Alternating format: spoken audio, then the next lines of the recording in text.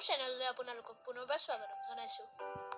বন্ধৰ দিনত মাৰ লগত বহুতো কথা পাতোঁ আৰু কাহিনীও শুনো। আজিৰ বিষয় হ'ল কৰ্তব্য কি ভাবিলোঁ আপোনালোকৰ লগত শ্বেয়াৰ কৰোঁ। ৰামে গোটেই জীৱনতে কঠোৰ কৰ্তব্য পালন কৰি আদৰ্শ স্থাপন কৰি থৈ গৈছে। পিতা মাতা, গুৰু, পত্নী,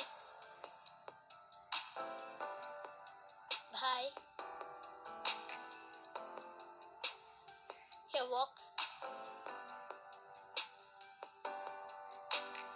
শাহু শহুৰ আদিৰ সৈতে কেনেকুৱা ব্যৱহাৰ কৰা উচিত ৰামে জানিছিল।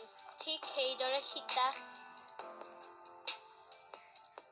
উৰ্মিলা, লক্ষ্মণ আদিও কৰ্তব্য পালনৰ জৰিয়তে জগতত খ্যাতি ৰাখি গৈছে।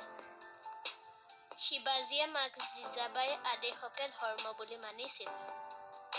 শ্ৰীকৃষ্ণই ৰথৰ সাৰথি হৈ নিজৰ কঠোৰ কৰ্তব্য পালন কৰি অৰ্জুনক বিজয় কৰাইছিল।